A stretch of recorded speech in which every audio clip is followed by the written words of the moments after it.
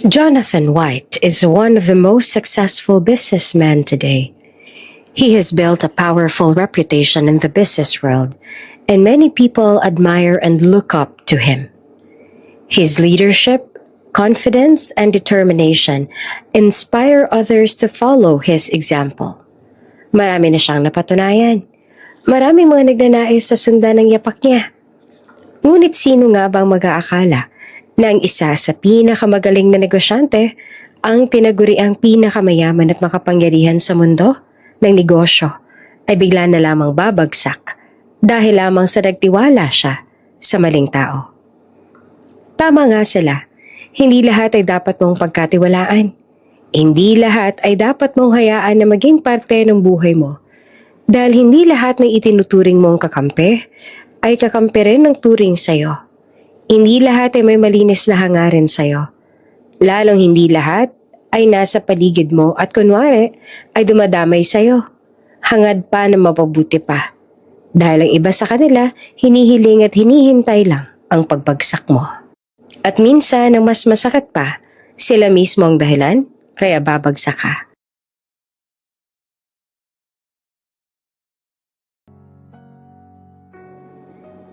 Tahimik ngayon ang buong opisina ni Mr. White. Tanging lagaslas ng ulan sa labas at mahinang tunog ng wall clock ang bumabasag sa katahimikan sa loob ng malamig na silid. Nakatitig lamang si Mr. White sa salaming pader sa harapan niya. Kung gaano kabilis sa umihip ang hangin, pakiramdam ni Mr. White ay ganun din kabilis sa gumuho ang mundong minsan ay kanya. Sa mesa niya nakabukas ang envelope na kanina pa niyang pinag-iisipan na basahin. Ilang sandali pa, may marahang kumatok sa pinto niya at nabaling doon ang atensyon ni Mr. White. "Come in," malumanay na wika ni Mr. White. Dahan-dahang bumukas ang pinto. Pumasok ang kanyang sekretarya, si Miss Clara Rivera. Bitbit ang ilang papel na halatang galing sa legal department. Kita sa mukha nito ang matinding pag-aalala. "Sir," mahinang sabi ni Clara, "kailangan niyo pong malaman to." Mabigat na huminga si Mr. White, pilit na pinipigilan ng kaba sa dibdib. "Sabihin mo na, Clara." Lumapit si Clara sa mesa at marahang inilapag ang mga dokumento. "Sir, lumabas na po ang resulta ng audit at legal investigation. Nalugi na po talaga ang kumpanya. Lahat ng investors ay umatras na. At napalunok ito bago nagpatuloy. May kaso po kayong kakaharapin." Napataas ang tingin ni Mr. White. "Kaso?" Mariin niyang tanong. "Anong kaso?" "May mga bounce checks po at fake fund transfers na lumabas sa record, sir. Bilyon-bilyon po ang halaga. At lahat ay nasa pangalan ninyo." Nanlaki ang mga mata ni Mr. White. "Ano? Imposible yan. Hindi naman ako pumirma ng kahit na anong ganon." Napasigaw siya at sa bigat ng emosyon, napahawak siya sa sentido. "Clara, alam mo hindi ko kaya gumawa ng ganyan." Tumingin sa kanya si Clara. Baka sa mga mata nito ang simpatya. "Alam ko po, sir, at naniniwala po ako sa inyo. Pero malinaw sa mga papeles ng transaksyon. Lahat, lehitimo raw." Tahimik at ilang sandali tanging malalim na paghinga ni Mr. White ang maririnig. Paano nangyari to?" bulong niya. "Sino may kakayahang gumawa nito?" "Sir," maingat na sabi ni Clara. "Sa ngayon po may posibilidad na may nagtataksil sa inyo. Maaaring may gustong sirain ang pangalan ninyo o agawin ang kumpanya." Napayuko si Mr. White. Naramdaman niya ang bigat ng bawat salitang binitiwan nito. "Pinaghirapan ko ang lahat ng to," mahinang sabi ni Mr. White. "Bawat proyekto, bawat investor, ilang dekada kong binuno. At sa isang iglap lang ang lahat ng pinaghirapan at pinangarap namin ng mahal kong asawa ay bigla na lamang na mawawala." "Pwede po nating ilaban sa korte, sir," ani ni Clara. "May kilala po akong abogado pero..." Tumitig si Mr. White sa secretary. "Pero ano?" Medyo malaki po ang kakailanganing budget natin, sir. At sa ngayon, wala po tayong sapat na pondo. Lahat ng assets ng kumpanya ay frozen na at karamihan naman ng shares, inilipat na po sa ibang pangalan. Kanino naman nailipat? Malamig na tanong ni Mr. White. Tumingin si Clara tila nag-aalangan. Sa pangalan po ni Mr. Salcedo, sir. Ang dating vice president ng kumpanya. Nanlaki ang mga mata ni Mr. White. Si Salcedo? Halos pabulong niyang sabi. Hindi yun pwedeng mangyari. Siyang pinaka-pinagkakatiwalaan ko. Siyang kasama ko sa bawat desisyon. Hindi siya makapaniwala. Niloko siya ng taong pinagkatiwalaan niya, ng taong tinulungan niya para makaangat. Niloko siya ng taong tinuring niya ng sariling dugo. Malinis pong pagkakagawa, sir. Paliwanag ni Clara. Lahat ng dokumento dumaan sa approval system na hawak niya noon. Wala tayong maipipinta sa proseso. Hindi siya nakasagot. Tahimik na nakatingin si Mr. White sa labas ng bintana. Sa kabila ng mga patak ng ulan, nakita niya ang sariling refleksyon. Isang lalaking minsang itinuturing na haligi ng negosyo. Ngayon ay halos walang natitirang sandigan. So, it's him. Mahina niyang sabi. Siyang nagtaksil. Sir, mahinang tugon ni Clara. May paraan pa para mabalik ang lahat. Naniniwala po ako maibabalik pa sa inyong kumpanya. Kailangan lang nating lumaban. Tumingin si Mr. White sa secretary. Lalaban ako. Hindi ko hahayaang masira ang pangalan kong pinaghirapan ko ng ilang dekada. Hindi ako titigil hanggat hindi ko napapatunayan ang katotohanan. Hindi ako papayag na mawala sa akin ang pangarap at pinaghirapan namin ang asawa ko. Tahimik na tumango si Clara at nangako sa boss na tutulong ito kahit pamaliit na lang ang pag-asa na mabawi pa nila ang ninakaw mula kay Mr. Salcedo. Maraming salamat, Clara, sabi ni Mr. White sa sekretarya. Salamat, dahil kahit na iniwan na ako ng mga naging kakampi ko sa negosyo, nariyan ka pa rin para tumulong sa akin. Ngumiti naman si Clara. Malaki ang utang na loob ko sa inyo, sir. Ikaw rin po ang tanging tumatanggap sa akin sa trabaho kahit wala pa po akong experience. Hindi po kita iiwan sa laylayan. Palubog na ang araw. Nananatili lamang na nakatayo si Mr. White sa harap ng floor-to-ceiling window. Pinagmamasdan kung paanong naging kulay kahel ang mga langit. Nananatili siya roon hanggang sa tuluyan nang nalamon ng dilim ang paligid.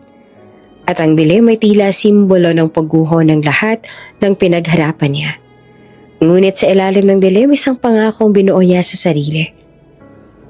Ibabalik ko ang lahat ng ninakaw nila at babangon akong muli. Mas matatag kesa dati. Lumipas ang ilang buwan mula nang napatalsik si Mr. White sa kumpanya na dati siya ang namumuno. Dati siya ang pinakatinitingalang negosyante sa lungsod. May mga sasakyan, sariling gusali, at mga tauhang halos sambahin siya sa respeto. Ngayon, lahat ng iyon ay alaala na lamang. Ang dating ingrandeng opisina ay napalitan ng isang maliit na silid sa lumang apartment na inaupahan niya sa labas ng syudad. Doon sa gitna ng mga lumang gamit at ilang kahong puno ng dokumento, nakaupo si Mr. White.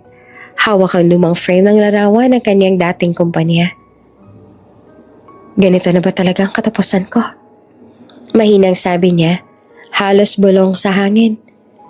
Mula sa mesa, naroon ang mga lihim ng mga dating kaibigan, mga partners noon sa negosyo. Lahat ng iyon, pawang mga notice of termination at demand letters. Wala ni isa sa kanilang nagtangkang tumulong na para bang hindi sila nakinabang noong makapangyarihan ka pa. Sa ganitong sitwasyon niya napatunayan na ang mga tao ay magaling lamang kapag may pakinabang sa kanila, kapag may nakukuha sila sa'yo. Pero kapag wala na, hindi ka na nila kilala. Isa-isa silang tatalikod sa'yo na para bang hindi ka nakatulong sa kanila. Sinubukan niya na makipag-ugnayan kay Mr. Salcedo, ngunit wala na talaga itong balak na tulungan siya o ibalik ang nawala sa kanya. Binasa ni Mr. White ang laman ng liham na ipinadala sa kanya ng side ni Mr. Salcedo. Paulit-ulit niyang binabasa ang nilalaman ng liham hanggang sa manginig ang kanyang kamay. Pasensya na, Mr. White. Wala akong magagawa. Kumpanya na ito ng board at kailangan kong isipin ang sarili kong kinabukasan. Napapikit si Mr. White at sa unang pagkakataon, naramdaman niya ang tunay na bigat ng pagkakanulo. Ikaw pa man din ang tinuturing kong anak. Mahina niyang sabi, may bahid ng pait. Lumipas ang ilang sandali ng katahimikan. Humugot siya ng malalim na buntong hininga at tumingin sa paligid. Ang lumang mesa, ang upuang may punet na balat, at ang maliit na kalan sa gilid. Ilang linggo pa ang lumipas, ngunit tila dekada ang distansya sa pagitan ng noon at ngayon. Nang dumating ang gabi, nakaupo siya sa tabi ng bintana. Pinagmamasa ng mga ilaw ng syudad sa malayo. Dati, mula sa tuktok ng kanyang opisina niya ito tinitingnan. Ngayon, mula sa isang madilim na sulok ng apartment, tila malayong pangarap na lang ang lahat. Pumatak ang luha sa pisngi niya, hindi dahil sa pera o sa nawalang negosyo, kundi sa pakiramdam ng pagiging mag-isa. Wala ng pamilya. Matagal nang wala ang asawa. Namatay ito kasama ang nag-iisa nilang anak na babae. Ang mga tao na tinuturing niya noong kaibigan at pamilya ay hindi na rin siya kilala. Ganito pala. Mapait na bulong niya. Kapag wala ka ng kayang ibigay, wala na rin natitirang tutulong. Ilang sandali pa ay tumayo na siya tiningnan ng sarili sa salamin. Ang dating tikas ng isang respetadong negosyante ay napalitan ng pagod, ng guhit, ng edad, at lungkot sa mga mata. Puting-puti na ang kanyang buhok, at ang dating matikas na lang tindig ay bahagyang nakayuko, dala ng kabiguan. Sa kabila nun, hindi titigil si Mr. White. Hindi siya susuko. Babawiin niya ang lahat ng kanya. Hindi niya hahayaan na nagtagumpay ang mga masamang tao, lalo na si Mr. Vincent Salcedo. Sa sumunod na araw, maagang naglakad si Mr. White papunta sa sementeryo. Dalang maliit na bouquet ng puting lirio, paborito ng kanyang yumaong asawa, si Martha. Ang hangin ay malamig at ang langit ay kulay abo. Tila nakikiisa sa bigat ng damdamin niya. Sa bawat hakbang niya sa sementeryo, rinig ang langit-ngit ng tuyong dahon sa ilalim ng kanyang sapatos. Huminto siya sa harap ng lapida. Maingat yung pinunasan ng alikabok at lumuhod. Tahimik siyang tumitig sa pangalan ng asawang nakaukit doon. Martha L. White, a loving wife and mother, a faithful friend. Hi, Martha. Mahina niyang sabi na halos paos ang boses. I know it's been a long time. I'm sorry. Huminga siya ng malalim at napapikit. I messed up. Sabi niya at pinipigil ang panginginig ng boses. Naubos lahat, mahal ko. Lahat ng pinaghirapan natin. Lahat ng pinundar natin noon. Nawala ng isang iglap. I trusted the wrong people. Akala ko sila yung mga loyal. I thought they were family. Nagkamali pala ako. Niloko nila ako. Tinanggal at kinuha nila lahat. Ngayon wala na akong kumpanya. Wala na akong mga kaibigan. Wala na akong kahit ano. Bumagsak ang luha ni Mr. White. Dati ay hindi siya makikitang umiiyak. Huling lumuha lamang siya nung ibalita sa kanya na wala na ang kanyang anak at ngayon ay muli siyang lumuha dahil wala na ang lahat sa kanya. Pinangako niya noon sa kanyang asawa at anak na gagawin niya lahat para mapanatili sa tuktok ang kanilang kumpanya kahit na mag-isa na lang siya, na hindi niya ito susukuan. At ngayon, pakiramdam na Mr. White ay nabigo niya ang lahat. Naalala mo ba yung lagi mong sinasabi? Patuloy niya, pilit na ngumingiti. Na huwag kong ibigay ang tiwala ko sa mga tao dahil hindi lahat ay may malinis na hangarin. Tama ka naman, Martha. Lagi kang tama. Masyado ako naging tanga dahil naniwala ako sa ibang tao. Dahil hindi ko pinakinggan at sinunod ang payo mo sa akin noon. Tumingala siya. Tiningnan ang madilim na langit. Kung nandito ka lang siguro, hindi ako ganito kabilis sa bumagsak. Ikaw yung lakas ko eh. Kayo ng anak natin ang lakas ko. Kayo lang nagtutulak sa akin para bumangon kapag napapagod ako. Pero ngayon, napabuntong hininga siya. Ngayon, wala na akong lakas dahil wala na sa akin ang lahat. Tahimik ang paligid. Tanging ihip ng hangin at huni ng ibon ang maririnig. Ilang sandali pa bago niya muling bunigkas. Halos pabulong. Martha, I'm sorry for everything. I failed you. I failed us. Pero I promise you this. I'll find out who did this to me. At kung tama man ang kutob ko na si Vincent Salcedo nga nasa likod nito, pananagutin ko siya. Hindi ako papayag na ganito lang matapos ang lahat ng pinaghirapan natin. I owed it to you. I'll make things right. Kahit mahuli man ako sa laban, babawi ako. Matagal na hindi nakatapak si Mr. White sa gusaling, minsan ay siya ang nagmay-ari. Noon, bawat hakbang niya rito ay may kasamang paggalang. Bawat tao yumuyo ko kapag siya'y dumaraan. Ngunit ngayon, iba na. Ang dating pangalan sa pintuan na White Industries ay napalitan ng Salcedo Global Corporation. Huminga siya ng malalim. Tumanda man siya. Hindi pa rin nawala sa kanya ang tikas ng dating pinuno. Pinunasan niya ang alikabok sa kanyang lumang maleten at bago tuluyang pumasok sa loob ng gusali. Pagpasok pa lang niya sa lobby, ramdam niya na ang mga matang nakamasid. May bulungan, may pagtataka. Si Mr. White yan, diba? Akala ko ba nasa ibang bansa siya? Ngunit hindi iyon pinansin. Diretso siyang umakyat patungo sa executive floor, patungo sa silid na dati kanya. Pagbukas ng pinto ng boardroom, agad siyang napahinto.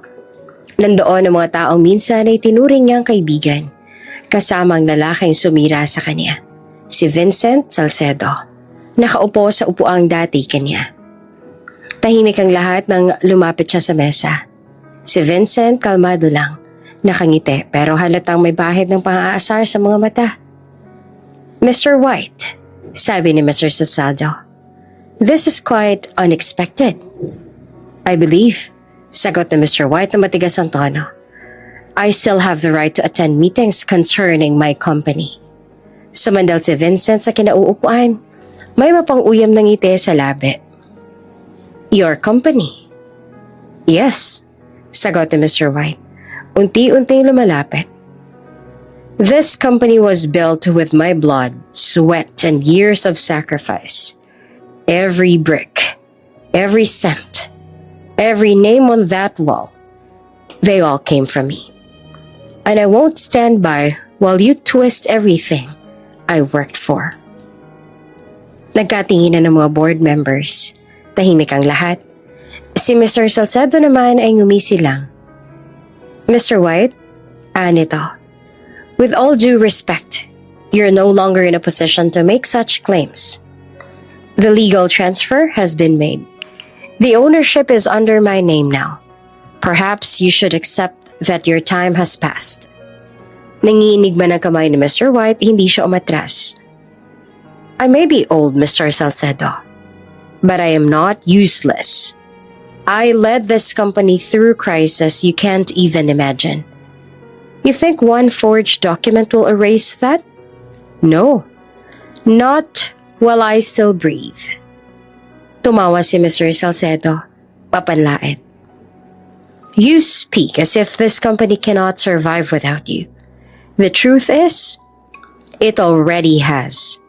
We've modernized, globalized, moved beyond your old-fashioned ways. You mean you've corrupted it, sagot ni Mr. White. Turned it into a machine for greed. Tumayo si Mr. Salcedo. Seryoso na at halatang na-offend sa kanyang tinuran. Enough. This boardroom is no longer your stage. We have work to do, and you, Mr. White, are interrupting the progress. Mariingin na pa si Mr. White ang mesa. Progress? You call betrayal progress? You think money and power make you great? You're wrong. Integrity made this company great. Something you will never understand. Tahimik na muli ang buong silid. Ang ilan sa board members ay hindi makatingin sa kanya. I built this company. Patuloy pa ni Mr. White. Not just for profit, but for the people who believed in it. And I swore that only I would choose who would take my place. Someone worthy. Someone with heart. Not a man like you. Ngunit imbes na pakinggan siya, naroon lamang katahimikan at malamig na tingin ni Salcedo. Touching speech, ani Mr. Salcedo habang nakataas ang kilay. But you're out of time, old man. You no longer have a choice here. Go home, rest. The world has already moved on without you. Hindi siya nagpatalo. Walang salitang iyon sa bokabularyo niya. Tumayo siya ng tuwid. You may have taken everything from me, Vincent. But one thing you will never take is the truth. And the truth will always find its way out, no matter how long it takes. Ngumiti si Mr. Salcedo ng malamig. Then let's see who lasts longer. Your truth or my empire. I'll tell you this, maring sabi ni Mr. White. Empires built on lies never last. Pagkatapos niyon, lumakad siya palabas ng silid. Wala man lang tumulong, walang sumunod. Ang dating mga taong yumuyuko sa kanya ngayon ay nakatungo. Hindi dahil sa respeto, kundi dahil sa hiya. Sa paglabas niya ng gusali, tinamaan siya ng malamig na hangin. Pero sa ilalim ng lungkot at panghihina, may apoy na muling sumiklab sa kanyang dibdib. Hindi pa tapos ang laban. At kahit matanda na siya, lalaban siya para sa katotohanan at para sa pangalan na binuo niya ng buong buhay. Lumipas ang mga araw at linggo, ngunit hindi nagbago ang sitwasyon ni Mr. White. Patuloy niyang pinilit na bawiin ang kumpanya na minsang naging kaniyang mundo. Ang White Industries, ngunit bawat hakbang niya ay tila may pader na mataas at matibay na nakaharang. Ang kaso laban sa kanya hindi tumigil. Bawat dokumento, bawat testimonya ay tila nakadirekta laban sa kanya. Habang nakaupo siya sa lumang opisina, pinagmamasa ng mga lumang larawan ng kumpanya nila ng kanyang asawa. Nakapiling siya sa opening ng bawat branch ng kanyang mga empleyado na minsan nagtiwala sa kanya. Ang bawat ngiti na sa litrato ay tila nagiging paalala ng trahedya. Nagsalita ang kanyang secretary. Sir, I know you didn't do this, but the evidence is piling up. The authorities, they're not seeing your side. You need to prepare for the worst. Tumango lamang si Mr. White at tahimik. I never asked for this. I never betrayed anyone. How did it all go so wrong? Dahil marami po ang gustong umangkin sa imperyo ninyo. Masyado itong matagumpay na naging mainit sa mata ng lahat. Kabilang na po roon, si Mr. Salcedo na tiyak po ako nasa likod ng lahat ng ito. Naniniwala po ako na matagal niya na po itong planano. Napahawak si Mr. White sa kanyang ulo. I trusted the wrong people. Bulong niya. I thought loyalty still existed. But I see now. Hindi nagtagal dumating ang abiso mula sa korte. Hiniling ang kanyang pagdalo sa hearing. Ngunit bago pa man makarating, sinundan siya ng mga tauhan ng gobyerno at inaresto siya.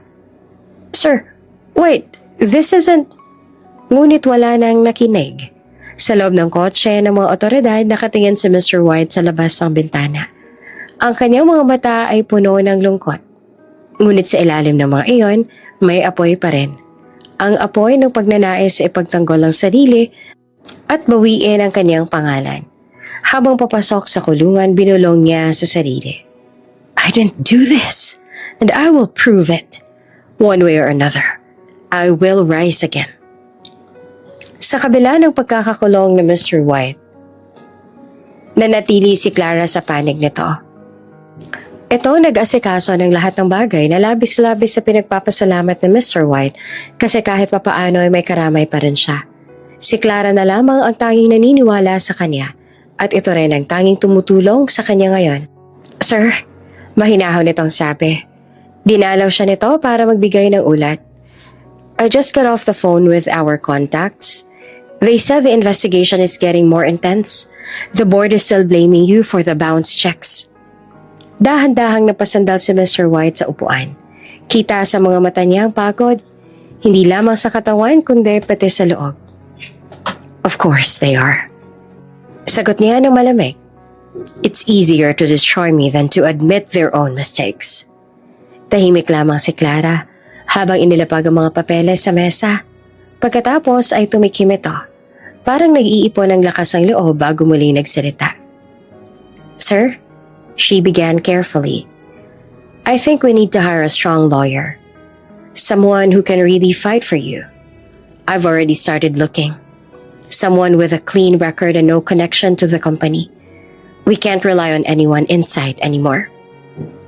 You're doing that for me? Tanong niya na halos hindi makapaniwala. Ngumiti at tumayo si Clara. Of course, sir. You don't deserve what they're doing to you. It's clear they set you up. Handa po ako na tulungan kayo. Bilang kabayaran na rin po sa tulong ninyo sa akin noon. You know, Clara, wika na Mr. White. I used to think loyalty was just something people said to keep their jobs. But you proved me wrong. I'm just doing what's right, sir. Someone has to stand by you.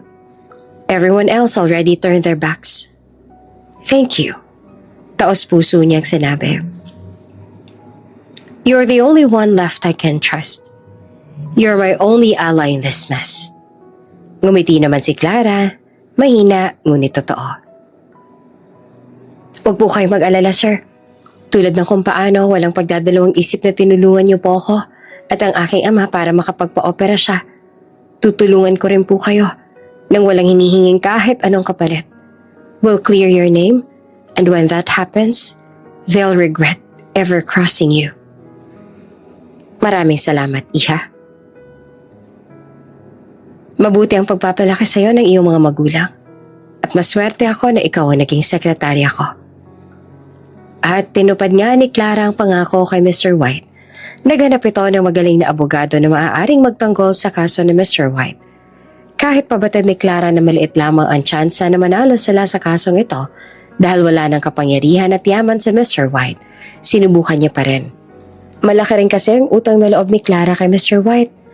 Noong kailangan ng kanyang ama na maoperahan, subalit wala silang sapat na pera, hindi nagdalawang isip sa Mr. White na tumulong. Ni hindi nga nito binawas sa sahod ni Clara ang naging gasto sa pagpapagamot ng kanyang ama. Kaya ngayon, si Clara naman ang tutulong. Tahimik at malamig ang loob ng kulungan. Tanging ang kalansing ng bakal na rehas at ang mahinang yabag ng gwardya ang maririnig. Sa isang sulok ng malamig na selda, nakaupo si Mr. White, nakasandal sa malamig na pader. Kahit nakakulong, hindi siya sumusuko. Araw-araw sa tulong ni Clara at ng bagong abogadong kinuha nito, patuloy ang laban. May mga dokumentong ipinapadala, mga ebidensyang hinuhukay, mga taong unti-unting nagbubukas ng kanilang konsensya. Alam ni Mr. White na minamanipula ni Mr. Salcedo ang investigasyon na pati ilang saksi ay binabayaran. Pero sa halip na panghinaan ng loob, lalo lang siyang nangingit-ngit sa kagustuhang may balik ang kung anong kaniya. Hanggang isang araw, binuksan ng gwardya ang selda. May bisita ka, tanda. Malamig na sabi nito. Hindi na kailangan na Mr. White na lumabas ng selda dahil lumapit na sa kulungan niya ang bisita. Walang iba kundi si Mr. Salcedo. Maayos na maayos ang bihis nito. Suot ang mamahaling coat at nakangiti. Pero sa likod ng ngiting iyon ay nakatago ang matinding panunuya. Well, sabi ni Mr. Salcedo habang naglalakad palapit. Look at you, White. From the top floor to a cold cell. Quite the downgrade, don't you think? Tahimik lang si Mr. White. Pinagmamasa ng dating kasosyo na ngayon ay kanyang pinakamalupit na kaaway. Ngumisi si Mr. Salcedo. Bumisita lang ako para sabihin sa'yo na nakakatuwa kayo ng abogado na kinuha mo. Nakakatuwa na pinipilit niyo pa rin na lumaban. Kahit na sa huli, matatalo naman kayo. Huwag ka magsasalita ng tapos, Vincent. Sigurado ako, lalabas pa rin kung ano ang totoo at mananalo ako. Lalong napangisi si Mr. Salcedo. You really think you can still win this? Come on, the board's with me. The lawyers, the investors, even the media. Everyone already believes you're guilty. So stop fighting, Mr. White. You've already lost. Wala na lahat sa'yo. Hindi na ikaw ang dating Jonathan White na tinitingala ng lahat. So do yourself a favor. Accept it. Tanggapin mo nang talunan ka. Tumayo si Mr. White sa kabila ng pagod. Sa kabila ng sugat sa loob, nananatiling buo ang kaniyang paninindigan. I may be here, he said firmly. But I haven't lost. Napailing si Mr. Salcedo. Natawa ng mapanlait. You still don't get it. Ilang dekada ka na sa mundo, ngunit naniniwala ka pa rin na bilog ang mundo? Well, hindi gulong ang mundo. Hindi mababaliktad ang takbo nito. Kung nasaan ka man ngayon, dyan ka na habang buhay. Kahit kailan ang nasa ilalim ay hindi mapupunta sa taas. Because the world moves with money, not truth. And I've got plenty of that. I don't need money. Sagot naman ni Mr. White, malamig ang tinig. What I have is something you'll never understand. Conviction. You can manipulate people, buy lies, but you can't erase the truth. And when it comes out, it will burn everything you built on deceit. Tumigil si Mr. Salcedo at sandaling natahimik. Pagkatapos ay ngumiting muli.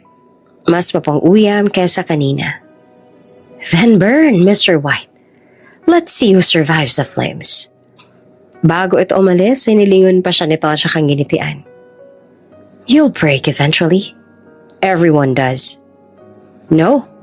Sad naman ni Mr. White. Not me. Sa dilim ng kulungan sa pagitan ng mga pader na bakal, muling umusbong matinding determinasyon sa kanyang mga mata. Hindi siya titigil. Hindi siya magpapatalo. Sapagkat alam niyang ang laban ay hindi lang para sa sarili niya, kundi para sa katotohanang matagal nang sinisikil ng kasinungalingan.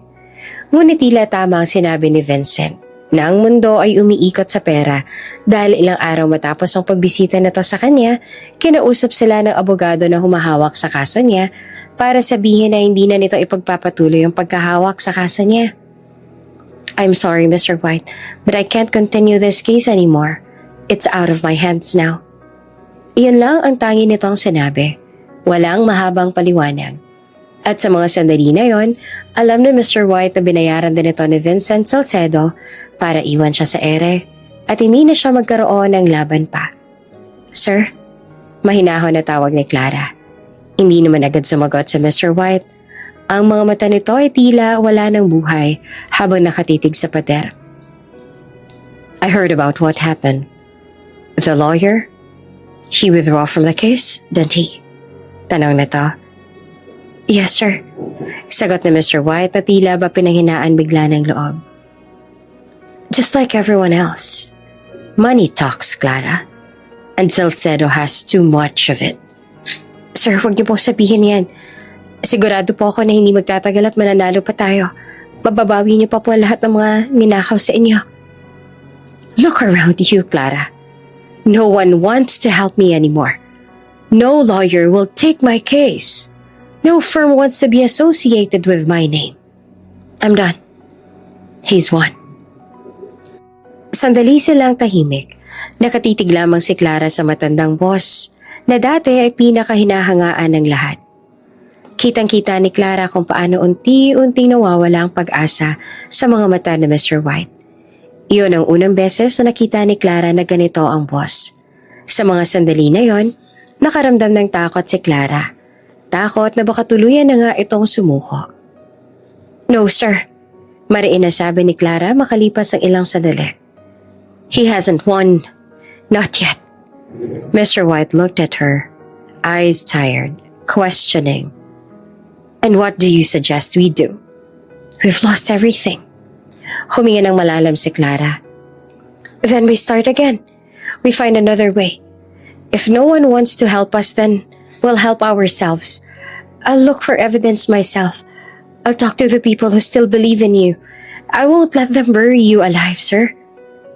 He shook his head, a faint, sorrowful smile forming on his lips.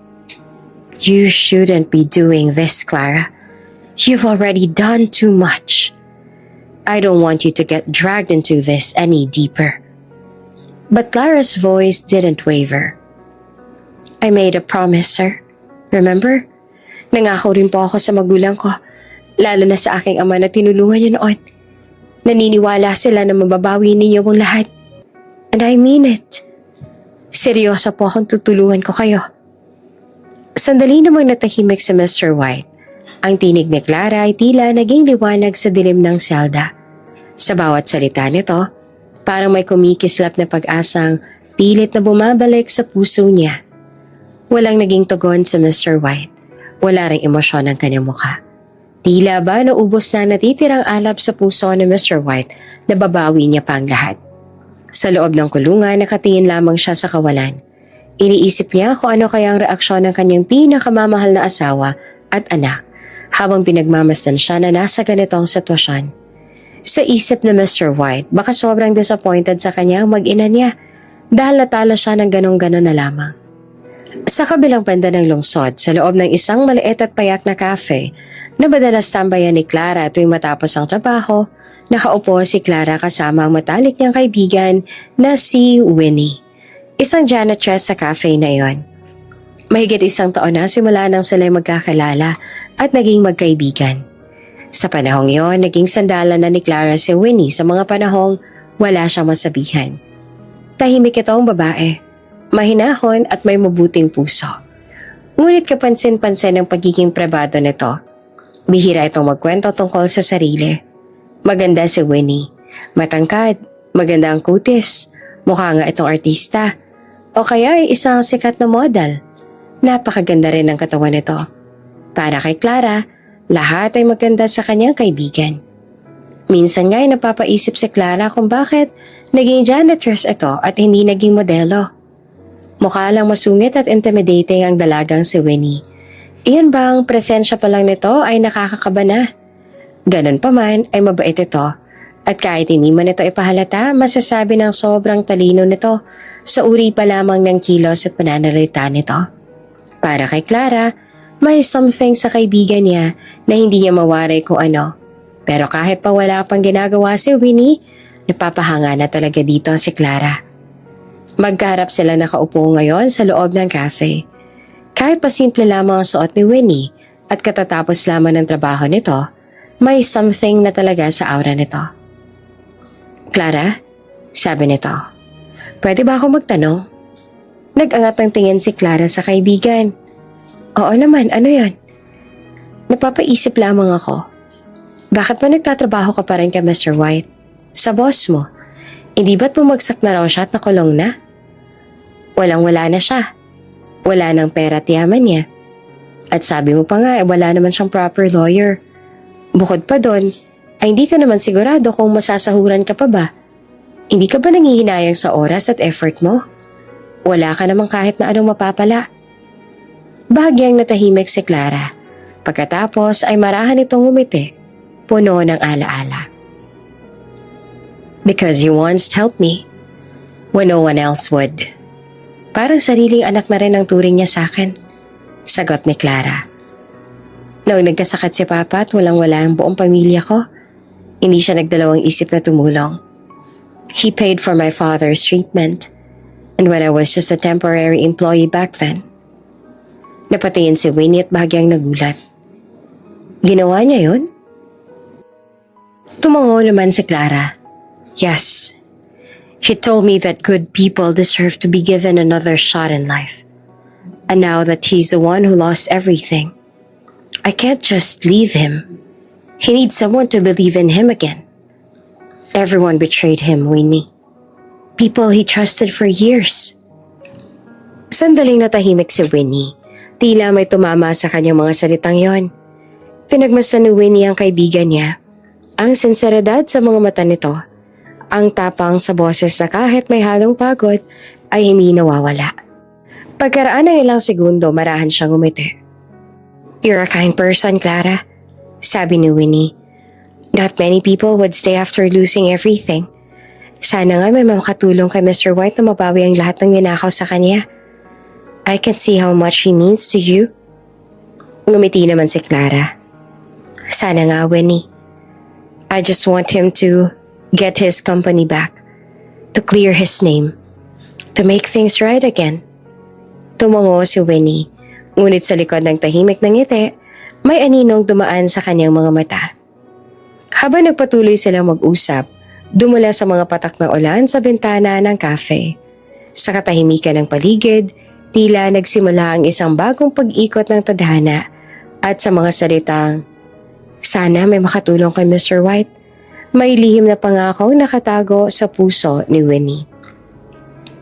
Lumipas ang ilang sandali at napatitig si Clara kay Winnie. Pinagmasdan niya ito. Tila nakalkulado na ang bawat galaw ni Winnie.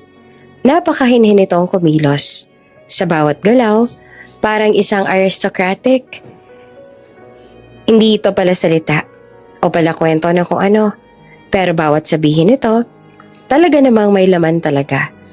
At sa mga sandaling ito, iniisip na ni Clara kung ano kaya ang tumatakbo sa isip ni Winnie ngayon. Mula pa noong araw na yon sa cafe, hindi na nawala sa isip ni Winnie ang mga salitang binitiwan ni Clara. Sa bawat araw na lumilipas, pinagmamasdan niya ang kaibigan. Kung paanong patuloy itong lumalaban kahit tila wala ng pag-asa. Kung paanong hindi nito iniwan si Mr. White kahit na lahat ng tao ay tumalikod na. Madalas siyang sabayan si Clara sa pagpupunta sa kulungan. Tahimik lamang siya. Nakamasid habang pinapakinggan ang mga pag-uusap ng magkaibigan. Si Clara na puno ng determinasyon at si Mr. White na unti-unting muling nabubuhayan ng loob. Kilala na siya na Mr. White at alam din nito kung ano ang kanyang trabaho. Ganun pa man, tila lalong nabuhayan ng loob si Mr. White sa pagdating niya at noong sabihin dito ni Clara na naniniwala rin si Winnie na maipapanalo nila ang kaso. Hindi nga rin alam ni Winnie kung bakit sobrang bilis na napalapit ang loob niya kay Mr. White at nahuhuli niya na lang ang sarili na nagdarasal na sana nga ay makuha na ni Mr. White ang hustisya. Malaking bagay na nandito kayo at naniniwala na makukuha ko rin ang hustisya. Kung wala kayo, baka nawalan na rin ako ng pag-asa at sumuko na. Sabi ni Mr. White sa kanila. Ngumiti lamang si Winnie. Ngunit sa likod ng kanyang mga ngiti, may lihim siyang tinatago. Isang katotohanang matagal niya nang piniling huwag ibunyag, ngunit tila handa niya namang gawin para siya ay makatulong. Hanggang sa dumating ang araw ng pagdinig, mabigat ang tensyon sa loob ng korte. Nakaupo si Mr. White sa mesa ng mga akusado. Payat, halatang pagod ngunit nakatingin pa rin ng diretsyo. Sa gilid nito ay si Clara, nakatayo at mariing nakahawak sa folder ng mga dokumento. Kahit wala silang abogado, tahimik ang lahat ng pumasok ang hukom. Case number 48-22, The State versus Mr. Jonathan White. Anunsyo ng clerk. Narinig ni Clara ang bulungan ng mga tao.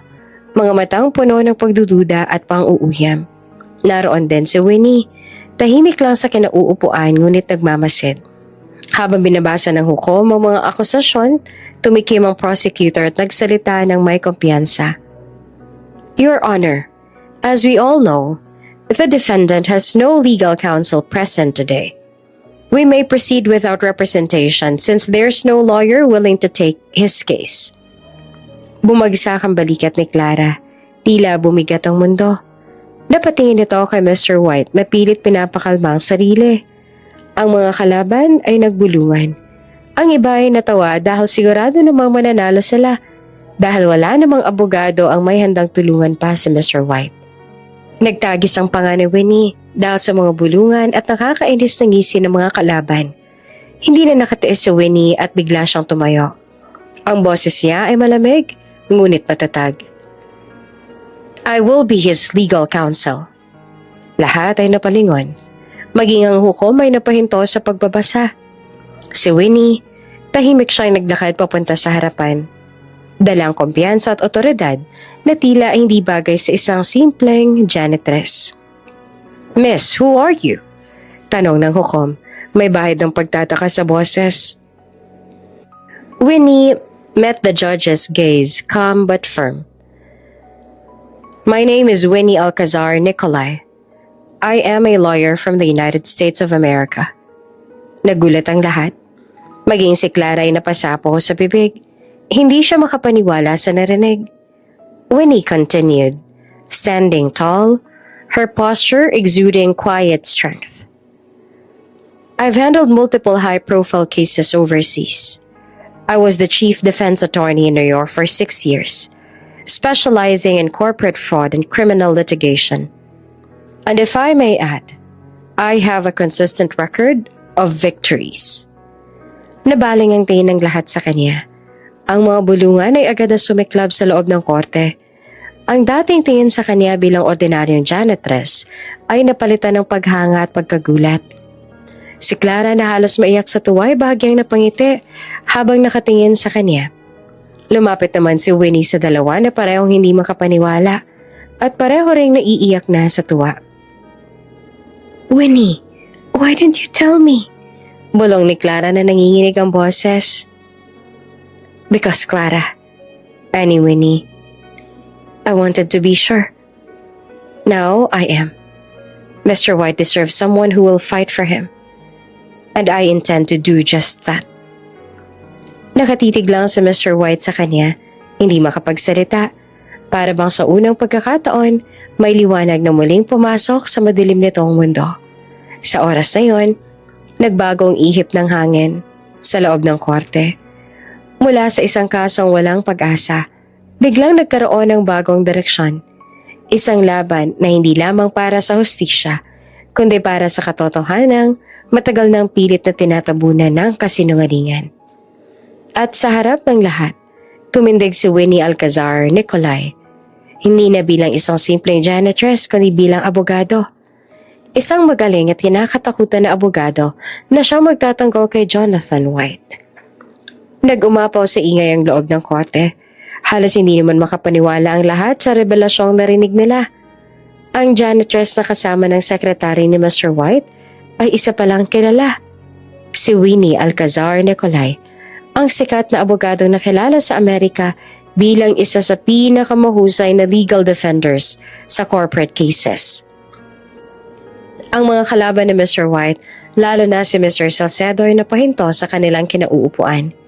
Kita sa mga mukha nila ang gulat, ang sindak at biglang pamumutla. What did she just say?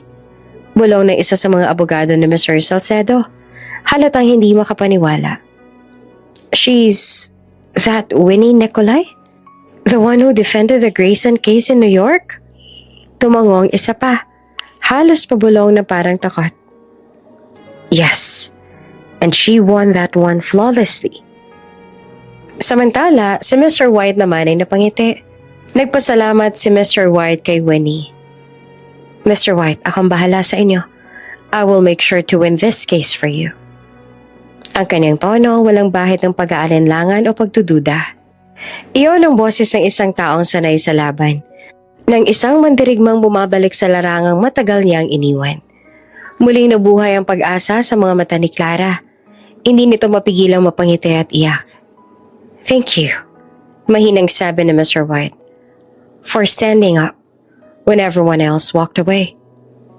Winnie smiled faintly. You deserve justice, Mr. White. And I don't lose to men like Salcedo. Mula sa kabilang panig, mariing kinuyom ni Vincent Salcedo ang kamao. Ang kumpiyansa na kanina pa nito pinapakita ay napalitan ng pagkabalisa. Narinig nito na binubulungan ng kanyang mga abogado ang isa't isa. This changes everything. Bulong ng isa. She's too good. We can't afford a single mistake now. Isa lamang ang sigurado sa mga sandaling iyon. Si Winnie ay isang malaking banta sa kanilang lahat. Habang naglalakad palabas ng korte matapos ipagpaliban ng pagdinig, maraming mga abogado at profesional ang lumapit kay Winnie. "Winnie Nicolai, I can't believe it's you," sabi ng isa sabay abot ng kamay. "We thought you'd retired for good," dagdag pa ng isa. Ngumiti lamang si Winnie at tinanggap ang pakikipagkamay ng ilan sa kanila. "I took a break for almost 2 years. But it seems fate decided it's time for me to return," sabi niya nang may ngiti. Isang babae mula sa media ang napabulalas. "And you're returning for Mr. White's case?" "Yes," sagot ni Winnie. "Because truth deserves the best defense." Ang mga bulungan ay lumakas. Ang mga mata ng lahat ay nakatuon sa kanya. Sa isang iglap, nagbago ang ihip ng hangin. Mula sa kasong walang pag-asa patungo sa laban na ngayon ay may matinding apoy. Sa kabilang panig, si Mr. Vincent Salcedo ay nakatingin lamang. Tahimik ngunit halatang natataranta. Hindi na ito ang laban na inaakala nitong madali nitong mapapanalunan. Sa halip, ang dating laro na kontrolado nito ay biglang naging isang digmaan laban sa pinakamagaling. At sa gitna ng lahat ng iyon, si Winnie Alcazar Nicolai ay muling bumalik. Hindi para sa pangalan, hindi para sa karangyaan, kundi para sa katotohanan at katarungan. Ilang araw matapos ang unang pagdinig, nagkasalubong si Winnie at Mr. Salcedo sa hallway ng gusali ng korte. Tahimik ang paligid. Tanging tunog ng kanilang mga hakbang at mahinang ugong ng hangin mula sa aircon ang narinig. Si Mr. Salcedo ay nakangiti pero halatang pilit. Una siyang nagsalita. "So, you're really taking this case, Miss Nicolai?" Nito na malamig ang tinig. "You don't need to get involved. This case is messy. You could just walk away." Tahimik lamang si Winnie. Marahan siyang umiti habang pinagmamasdan ng lalaki mula ulo hanggang paa. Ang kumpiyansang nakabalot sa takot, ang ngiting pilit na tinatago ang kaba. "Walk away?" Aniya ng may panunuya sa tinig. "Why would I do that?" Lumapit siya ng bahagya. At isang hakbang paatras naman ang ginawa ni Mr. Salcedo. Halatang natakot din ito sa kanya. "It's been a while since I last handled the case," sabi pa ni Winnie. "And honestly, I'm itching to take one again." Bahagyang tumaas ang kilay ni Mr. Salcedo. "Itching?" "Yes." Ngumisi si Winnie na mabagal ngunit puno ng kumpiyansa. "I'm itching to win." Natahimik si Mr. Salcedo. Pero pilit pa rin ang ngiti sa labi. "You think you can beat me? You don't even know what you're up against." Tumawa si Winnie ng mahina.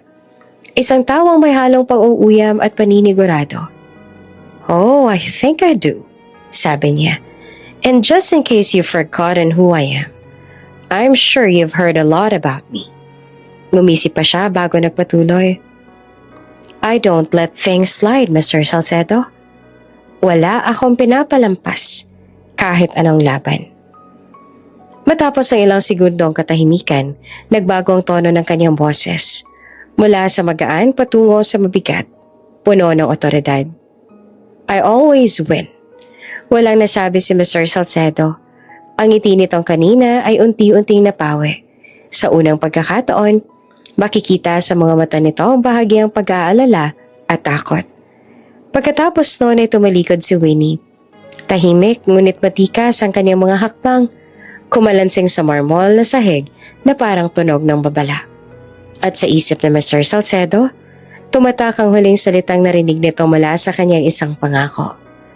Na alam nitong kailanman ay hindi lang basta banta. "I always win."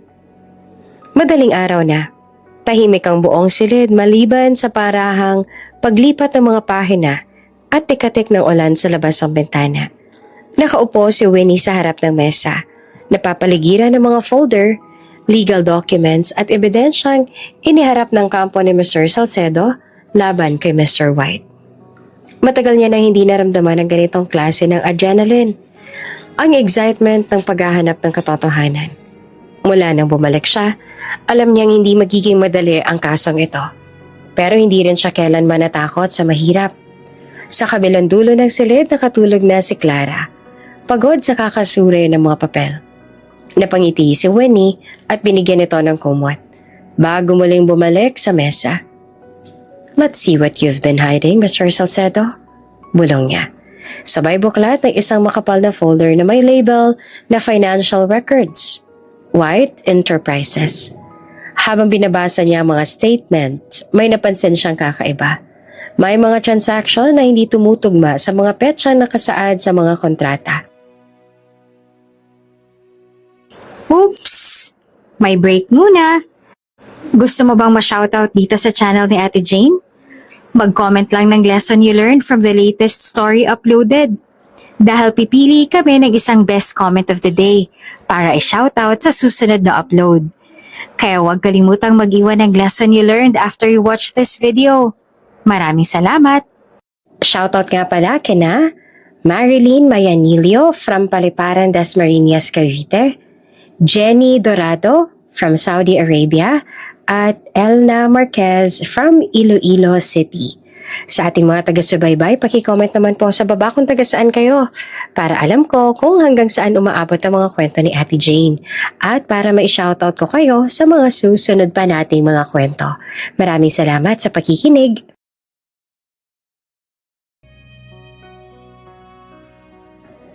Iba ang format ng ilang dokumento at ang mga perma ay bahagyang magkaiba ang stroke.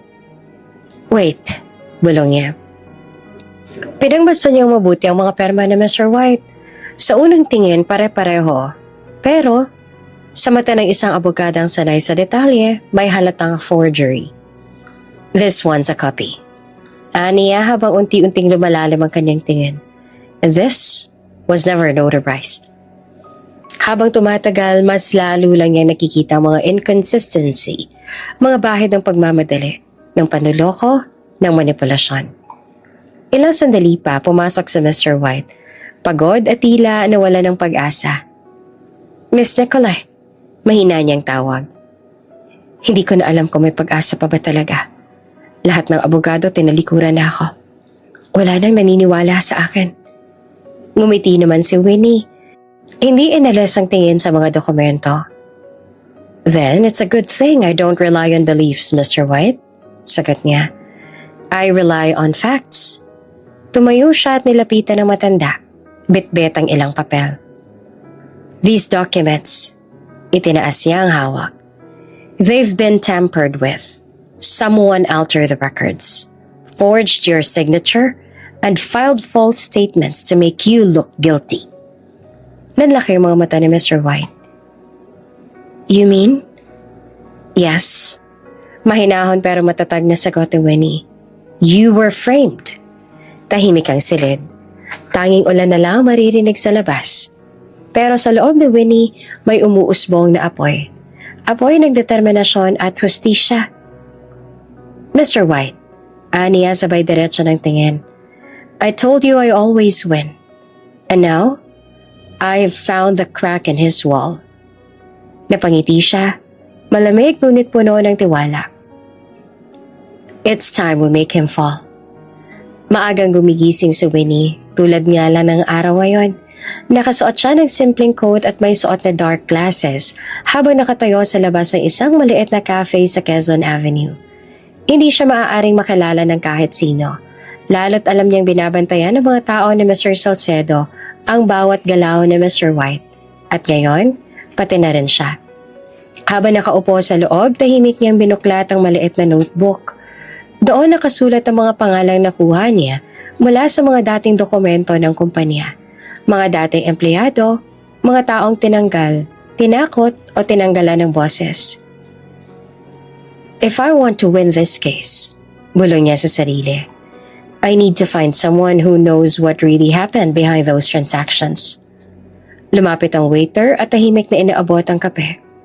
Isang sandaling lumipas, may umupo sa harap niya. Isang lalaking halatang kinakabahan, palingalinga sa paligid. "You're Attorney Nicolay?" Tanong nito na mahina ang boses. "Yes," sagot ni Winnie. You worked for White. Now, Salcedo Enterprises for 5 years, right? Under the finance department? Tumango ito at nanginginig ang kamay. Oo, pero huwag niyo akong babanggitin kahit kanino, ma'am. Delikado to. Wala kayong ideya kung gaano kalalim ang koneksyon ni Mr. Salcedo. Gusto ko lang po talaga na matulungan si Mr. White. Then help me stop him. Mariing sabi ni Winnie. You saw the forged documents, didn't you? You knew about the missing funds. Hindi agad nakasagot ang lalaki, pero nang magtagal ay tumango ito. I did, and I have copies. Bulong niya. May mga kopya ako ng original transactions. Lahat ng pinapalabas silang peke, hawak ko pa. Napangiti naman si Winnie, ngunit nananatiling mahinahon. Good. I need those. And I'll make sure your name stays hidden. Ilang araw pang lumipas at mas marami pa siyang kinausap. Mga dating accountant at employee ni Mr. White. Lahat ay may iisang kwento. Pilit silang pinatanggal, pinatahimik, o pinagbentaan. Hanggang isang gabi habang nasa opisina siya, may kumatok. Si Clara iyon. Bitbit ang isang maliit na sobre. Attorney Winnie, sabi nito. May lumapit sa akin. Sabi niya gusto na kayong makausap. Importanteng impormasyon daw tungkol kay Mr. Salcedo. Tiningnan naman ni Winnie ang papel. Isang simpleng calling card na may pangalang Eleanor Vasquez, former executive assistant to Mr. Salcedo. Napataas ang kilay ni Winnie. Eleanor Vasquez. Mahinang ulit niya. Kinabukasan, nakita nga sila ng isang lumang apartment building. You're brave to contact me, sabi ni Winnie. Huminga ng malalim si Eleanor. Dahil alam ko ngayong ikaw may hawak sa kaso ni Mr. White, ay wala nang ligtas sa lahat. Na kahit matago pa ako ay madadamay pa rin kami. Ngumisi naman si Winnie. Mabuti naman at alam mo yan. Wala akong kahit sinong papalampasin. It's a good thing na pumili ka ng side. At ang amin ang pinili mo. Tumango naman si Eleanor. Sa inyong pinili ko dahil alam kong si Mr. White ang mananalo dahil ikaw ang umawak sa kaso. Kung ganon, sabihin mo na sa akin ang lahat ng nalalaman mo. I worked for him for 7 years. I saw everything. The falsified reports, the offshore accounts, the threats. I even saw who forged Mr. White's signature. Who? Tanong ni Winnie na mariing nag-aabang. It was Mr. Salcedo himself. Sagot na Eleanor na nanginginig ang tinig. He ordered everything. I have proof. Recordings, files, lahat ng gusto ninyo. Tahimik si Winnie sa ilang sandali bago ngumiti na malamig. Then you are the key I've been looking for. Tumayo siya. Tinitigan si Eleanor sa mata. Eleanor, if you stand with us, we can bring him down. Tumango si Eleanor. Then let's end this, once and for all. Sa gabing iyon, habang nakatingin si Winnie sa mga dokumentong dala ni Eleanor, alam niyang malapit na ang katapusan ng laro ni Mr. Salcedo. At sa pagkakataong ito, hindi na siya mapipigilan. Tahimik muli sa opisina ni Winnie. Nakabukas ang mga folder sa mesa. May mga laptop na naglalabas ng spreadsheets at scanned documents. At ang notebook niya ay puno ng notes at cross-references. Alright, bulong niya sa sarili habang tinitingnan ang mga papeles. We need everything clean, everything organized. No gaps, no mistakes. This case, it has to be airtight. Ipinagsama niya ang lahat ng ebidensya na nakuha mula kay Eleanor Vasquez at sa iba pang dating empleyado ni Mr. Salcedo. Ang bawat falsified na dokumento, bawat forged signature, bawat lihim na account na itinatago ni Salcedo, lahat ay sistematikong inayos. Cross-check with the original transactions, verify the dates, match the signatures, and create a timeline. Sabi niya sa sarili habang nagtatype sa laptop. Sa bawat linya at numero, lalong lumalabas ang kalokohan ni Mr. Salcedo. May mga inconsistencies, may mga dokumentong hindi tumutugma, at may mga taong handang patotohanan ang lahat. Pagkaraan ng ilang oras, tumigil siya at huminga ng malalim. This is it. When we present this, Salcedo won't know what hit him. Sa kabilang panig ng lungsod, nasa opisina si Mr. Salcedo. Nakatayo sa harap ng malaking bintana. Nakatingin sa lungsod na dati parang laruan niya. Something's coming. Bulong nito sa sarili. I can feel it. That lawyer, that woman, she's not just good. She's dangerous. Isa sa mga abogado niyang lumapit at halatang nag-aalala. Sir, are you alright? Si Mr. Salcedo naman ay tumalikod. Naglakad papunta sa mesa at marahang umisi. Pero ang ngiting iyon ay puno ng bahid ng kaba. I've dealt with many lawyers before, sabi niya, malamig ang tinig. But this one, I haven't faced anyone like her in years. And I know she's preparing something. Do you think she has evidence? Tanong ng abogado. Huminga siya ng malalim. Ang mukha ay napapalingon sa malawak na skyline. I don't know yet, but I can feel it in my bones. There's a storm coming, and it's headed straight for me. Sa opisina naman ni Winnie, natapos yan ang ayusin ng lahat ng ebidensya. May kopya ng lahat ng original na dokumento. May timeline ng mga transactions, at may recording na nagpapatunay sa utos ni Mr. Salcedo sa forgery. Nakangiti siya habang tinatapos ang huling detalye. Everything is ready, sabi niya, nakatingin sa mga nakahanay na folder. And when this goes to court, Salcedo won't have a leg to stand on. Maaga pa lang ay puno na ang korte. May halong osesero, abogado, at media personnel. Lahat ay may nais makakita ng muling pagbukas ng kaso ni Mr. White. Sa loob nakaupo si Mr. White. Matagal ng pagod, ngunit may bahagyang ngiti sa labi habang nakatingin kay Clara. Tahimik ngunit matikas sa pumasok si Winnie Alcazar Nicolay. Dalang mga folder at laptop.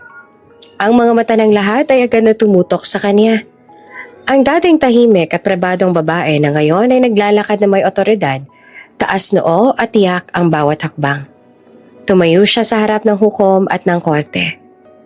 Your Honor, I am here to present evidence that will prove Mr. White's innocence and expose the manipulations of Mr. Salcedo.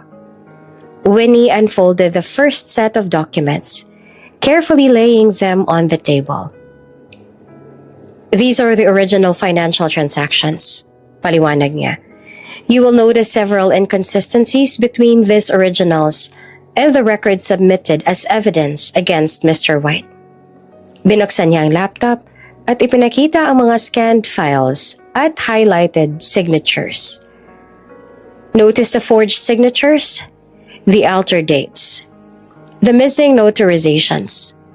These were all fabricated to make Mr. White appear guilty. Tahimik ang lahat. Maraming abogado at reporter ang napatingin sa kanya. Halatang hindi makapaniwala sa detalye at precision ng ipinapakita niya. Furthermore, patuloy pa ni Winnie, we have testimonies from former employees of the enterprises, including Miss Eleanor Vasquez, who personally witnessed these falsifications. She has provided recordings and documents confirming that Mr. Salcedo himself orchestrated these manipulations. Napatingin si Salcedo sa kanyang abogado. Halatang nanginginig. Ang kumpiyansang dati ay tila unti-unting naglalaho. I submit to the court, Winnie said firmly, that the defendant, Mr. Jonathan White, was framed. And these evidences are just the beginning of the proof that will clear his name completely. Nalaki ang mga mata ni Mr. White. Halatang hindi siya makapaniwala sa husay ng abogada sa harapan niya. Lumapit si Winnie sa kanya at marahang napatingin sa mata nito. Don't worry, kumpiyansang sabi niya. I've got this. We will win. Habang nagpatuloy ang presentasyon, napapansin ng lahat sa korte ang pagkakabilog ng mga mata ni Salcedo. Ang dating ngiti at confidence niya ay napalitan ng kaba at galit. Ramdam niya ang banta. Isang abogada na talagang handang isantabi ang lahat ng hadlang at ilantad ang kanyang pandaraya. Ang bawat detalye, bawat dokumentong pinakita ni Winnie ay parang malakas na dagok sa reputasyon at katahimikan ni Mr. Salcedo. Ang mga abogado ng kabilang panig ay natigilan, habang ang iba naman ay nagsimulang magbulungan sa isa't isa, halatang napanghinig sa husay ng depensa. Sa huling bahagi ng presentasyon, tumigil si Winnie. Tiningnan ng hukom at taas noon niyang sinabi, "Your Honor, this evidence proves beyond doubt that Mr. White was set up. I am confident that when all witnesses testify, the truth will be undeniable." Tahimik na nananatili ang korte. Para sa isang sandali, ang bawat mata ay nakatuon kay Winnie Alcazar Nicolay, ang abogada na muling nagbukas ng laban at nagpanginig sa lahat ng naroon. Lalong natahimik ang lahat nang tawagan ni Judge ang unang witness sa muling pagbubukas ng kaso. Ang lahat ay nakatingin sa pinto nang pumasok si Eleanor Vasquez. Takot, halatang nanginginig, ngunit may tapang sa mata. Tumayo si Winnie sa tabi ni Mr. White. Nakatitig kay Eleanor habang binubuksan ang susunod na kabanata ng kanilang laban. "Miss Vasquez," simula ni Winnie na mahinahon ngunit matatag ang tinig. "You worked closely with Mr. Salcedo for several years, correct?" "Yes," sagot na Eleanor. Bahagyang nanginginig ang boses. "Can you tell this court what you know regarding the actions taken against Mr. White?" Huminga si Eleanor ng malalim, at sa unang pagkakataon, nagsalita siya ng buong katotohanan. "Everything was planned," aniya. "Mr. Salcedo, he wanted Mr. White out of the company. He paid all the lawyers handling the case to leave para hindi nila maipagtanggol si Mr. White. He bribed employees, falsified documents, and even threatened those who refused. Everyone was silenced." Tahimik ang korte sa mga salitang yon. Ang mga mata ng reporter ay lumaki sa pagkagulat, habang ang ilang abogado ni Mr. Salcedo ay nagkatinginan, halatang unti-unting nag-aalala. "You mean, all of them?" tanong ng judge. "Yes, Your Honor," sagot na Eleanor. "Even the lawyers who once represented Mr. White. They were paid off to abandon the case. I have the records and messages as proof." Inabot nito ang folder kay Winnie na maingat ito ang inspeksyon. Sa bawat dokumento, bawat message, kitang-kita ang matinding pandaraya. Pondo na inilaan para bilhin ang loyalty ng bawat taong dating tumulong kay Mr. White. Napatingin si Mr. White sa mga papeles. So, lahat pala ng sinasabi nilang pagtalikod, binayaran lang nila sila. "Yes, sir," sagot na Eleanor, halos maiyak. "They were threatened too, but money made them leave quietly." Sa kabilang panig ng korte, halata ang pagkabigla ni Mr. Salcedo. Ang dating kumpiyansang hawak sa bawat abogado at witness ay unti-unting napapawi. Kinuyom nito ang kamao.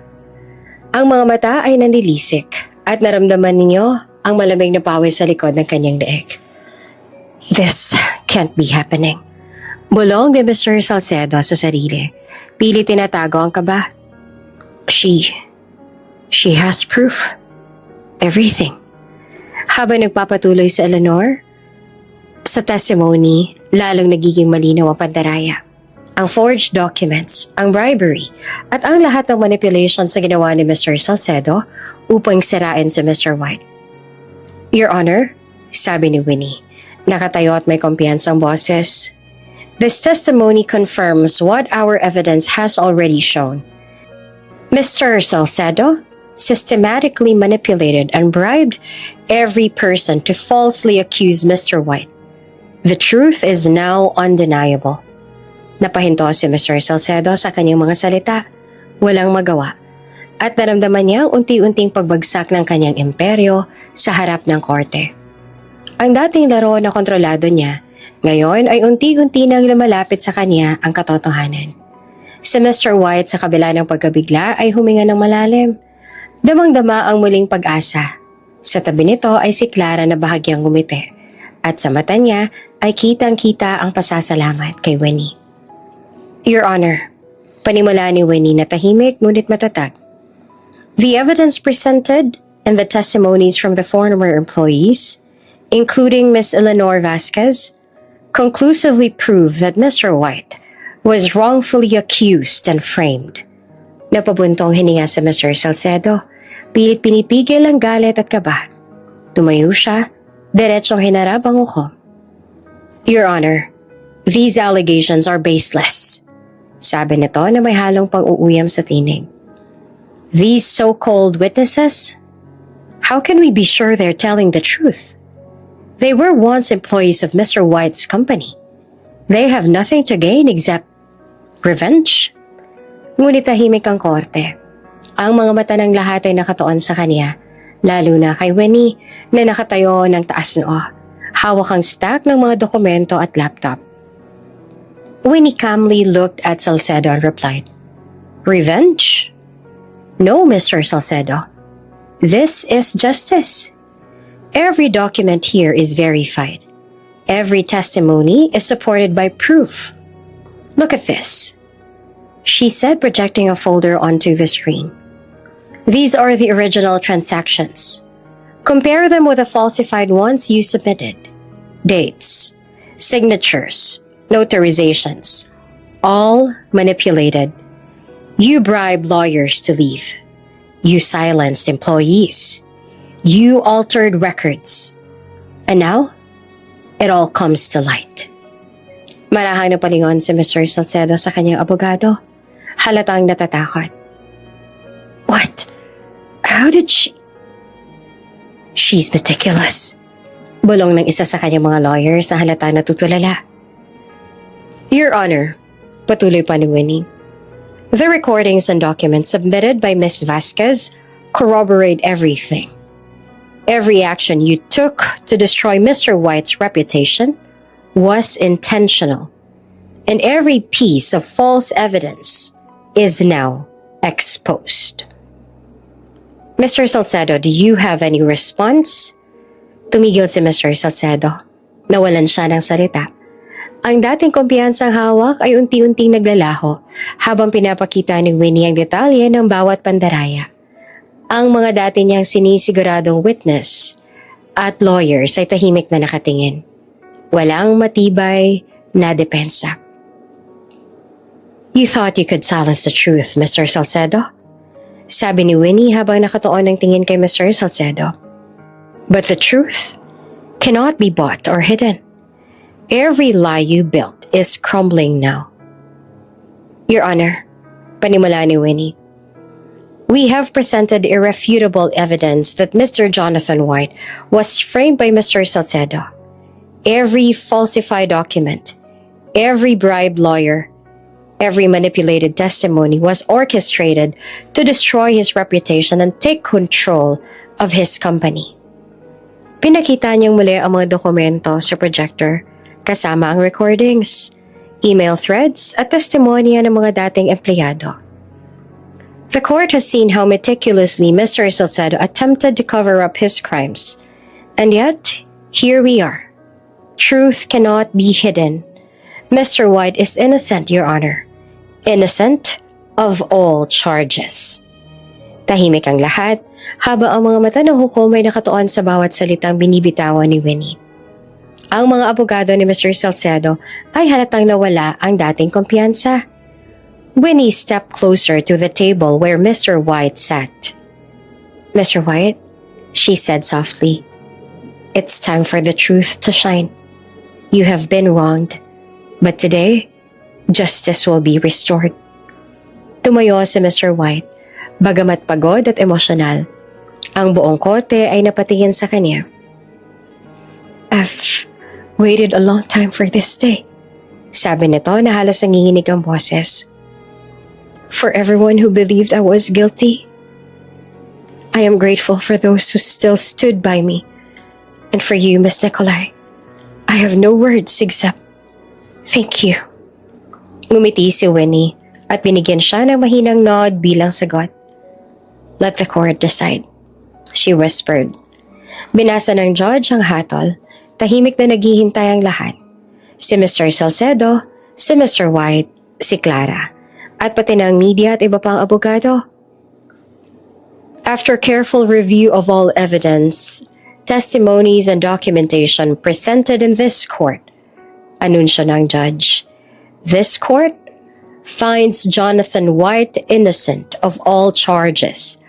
Furthermore, the court orders the immediate reinstatement of all rights to his company and assets, and recognizes the malicious acts of Mr. Salcedo in attempting to defraud and manipulate the law. Napatingin si Mr. White sa hukom at bahagyang napangiti nang maiyak sa tuwa. So, this is it. Bulong nito na halos hindi makapaniwala. Humarap si Clara. Mr. White, we did it. Justice prevailed. Si Mr. Salcedo ay napapikit. Ang dating malakas at mapagmataas na lalaki ay unti-unti nawawala ng lakas. Napapailing ito sa kanyang mga abogado na parehong tahimik, halatang nalulunod sa bigat ng hatol. Tahimik ang korte sa loob ng ilang sandali bago bumungad ang mga papuri at pasasalamat mula sa mga tao. Ang muling pagbabalik ng karangalan ng Mr. White ay hindi lamang para sa kanya, para na rin sa mga taong naniniwala sa kanya, sa mga abogadong tunay na nagtaguyod ng hustisya, at sa katotohanan na hindi mapipigil ng pera at kapangyarihan. Tumayo si Mr. White, taas noo, at humarap sa kanyang kumpanya sa harap ng buong korte.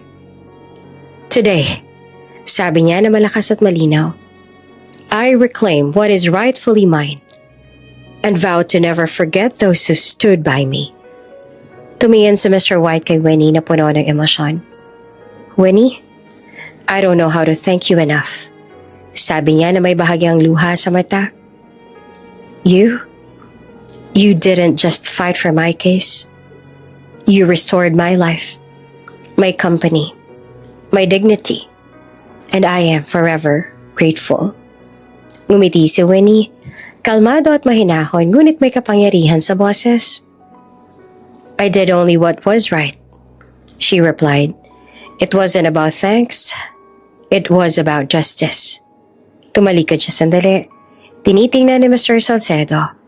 Pagkatapos, mariing hinarap nila ito ni Mr. White. Now, ani ni Mr. White na mataas ang noo.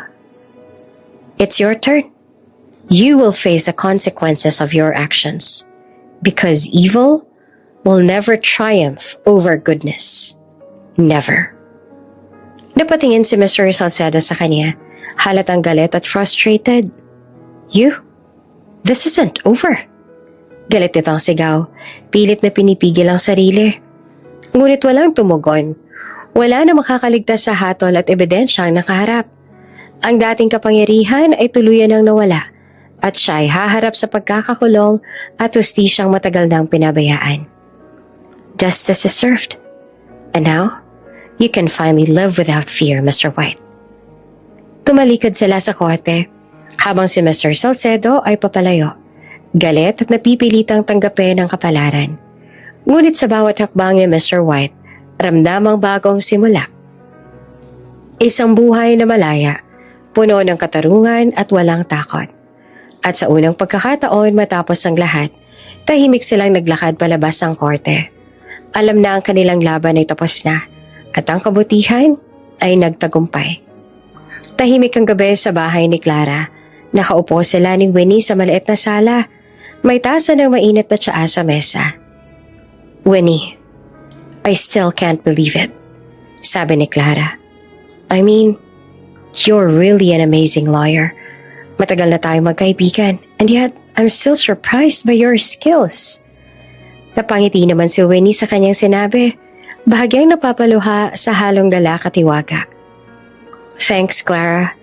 Sagot niya naman na mahinahon, pero may liwanag sa mga mata. Tumango si Clara, bago muling tumingin kay Winnie. Can I ask you something? Tanong niya na may halong curiosity at kaba. Why did you pretend to be a janitress? And why did you leave your life in America? Huminga si Winnie ng malalim, bahagyang nakayuko at tila nagbabalik tanaw sa nakaraan. Because I was hurt Sagot niya na mahinahon, ngunit may bahagyang kirot sa tinig. My fiancé betrayed me. Niloko nila ako ng kapatid ko. They disappointed me. I wanted a different life, far away from them, far away from everything. I thought I knew. Tumigil siya sandali. Tinitingnan ng kanyang sariling mga kamay bago itinaas ang tingin kay Clara. But as it turns out, dagdag niya, I was needed. People needed my help. And you know who was most in need? Mr. White. Despite everything I've been through, I realized I couldn't just walk away when someone's life and justice depended on me. Napangiti si Clara, ramdam ang damdaming buo ng pasasalamat. Hinawakan niya ang kamay ni Winnie. Winnie, I'm really thankful. Sa kabila ng pinagdaanan mo, pinili mo pa rin na tulungan si Mr. White. Hindi lahat ang gagawa ng ganon, lalo na kung may personal na sakit sa puso. You're truly remarkable. Ngumiti naman si Winnie at bahagyang napaluha at sagot niya. I just did what I knew was right. That's all. That's the life I want to live now. Helping those who need it the most. At matapos ka ang lahat, panahon na rin siguro para balikan ni Winnie ang dati niyang buhay na iniwan niya ng mahigit 2 taon para lang takasan ng sakit at panluloko ng mga taong mahalaga sa kanya. Malakas ang hangin nang lumapag ang eroplano sa Los Angeles. Ilang taon din ang lumipas mula nang umalis si Winnie Alcazar Nicolay, ang dating sikat na abogadang biglang naglaho sa Amerika.